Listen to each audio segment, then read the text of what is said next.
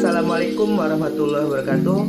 Kembali lagi dengan saya Zakian Farden dalam channel Bos Besar. Video kali ini saya akan membahas pembelajaran matematika di Pondok Pesantren Anida Lampung Selatan. Sebelum melanjutkan video ini, jangan lupa subscribe, like, komen, dan share. Ditunggu ya. Oke, terima kasih yang udah subscribe. Kita lanjutkan video pembelajaran kali ini. Matematika kelas 12. Untuk materi kelas 12 ini lanjutan dari kelas 11, yaitu limit fungsi. Tapi yang kelas 12 adalah limit fungsi trigonometri.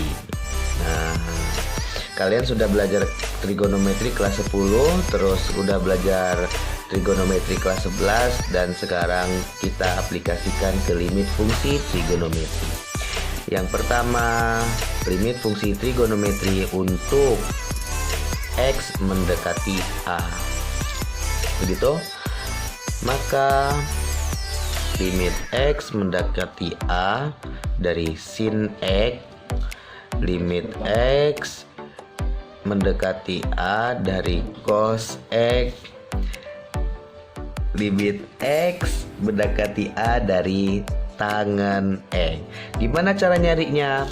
Oke, kalau karena di sini sudah X mendekati A, maka dia memakai cara substitusi. Gimana substitusinya? Ya udah, di sini limit X mendekati A dari sin X, maka A ini, A yang di sini akan kita substitusikan ke dalam X. Maka hasilnya adalah sin A.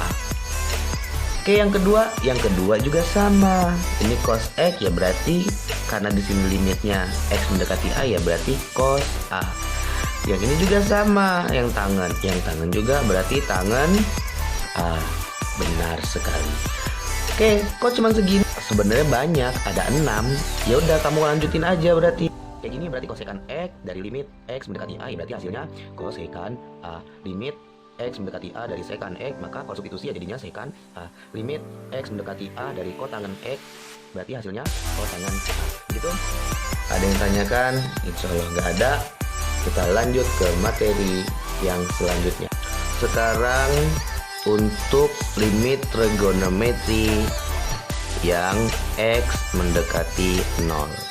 Oke, X mendekati 0 ini ada rumusnya. Yang pertama, limit X mendekati 0 dari sin X per X itu sama aja dengan limit X mendekati 0 dari X per sin X. Kalau ketemu soal yang seperti ini, kamu ubah seperti ini juga nggak apa-apa ya. Ini nanti hasilnya adalah 1. Kenapa 1?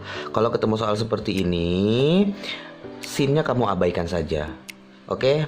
Yang kedua, limit X mendekati 0 dari tangen X per X itu sama aja dengan limit X mendekati 0 dari X per tangen X. Itu nanti hasilnya 1. 1 juga ya. Nanti tangannya juga diabaikan. Begitu. Yang selanjutnya,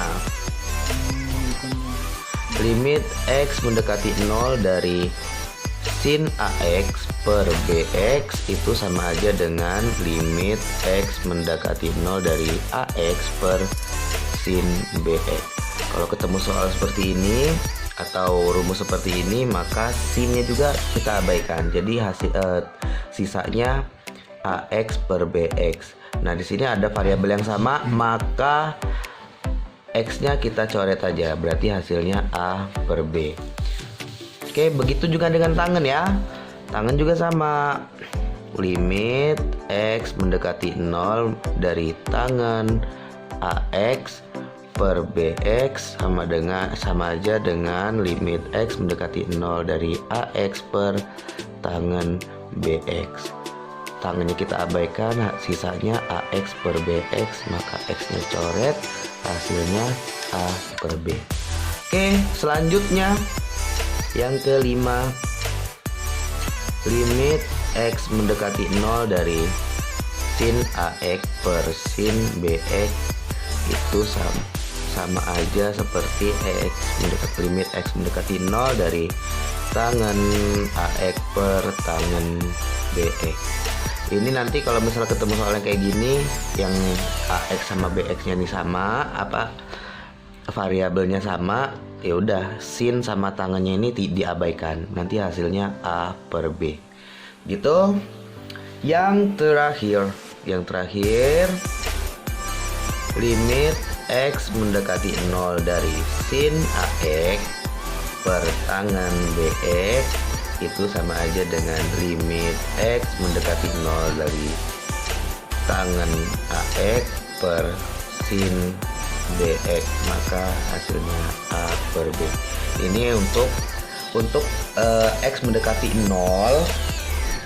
Untuk yang X mendekati 0 itu hanya berlaku untuk sin dan tan. Kenapa? Karena kalau kita memakai cos ini, kalau kita untuk limit X mendekati 0 dari cos ya, cos X per X misalnya, dia tidak bisa hasilnya 1. Kenapa? Karena kalau kita substitusi cos 0 per 0, itu cos 0 itu dia hasilnya 1. Ini sudut istimewa ya. Nah, jadi 1 per 0 hasilnya tak terdefinisi. Oke, contoh soal.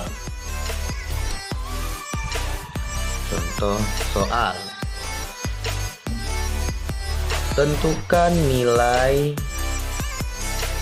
dari limit X mendekati 0 dari sin 5X per sin 3X. Nah, kalau udah kayak gini tadi, ayo rumusnya gimana? Oke, di sini ada sin, di pembilang ada sin, di penyebut ada sin, maka sinnya kita abaikan, berarti tersisa 5X per 3X. X-nya coret, berarti hasilnya 5 per 3.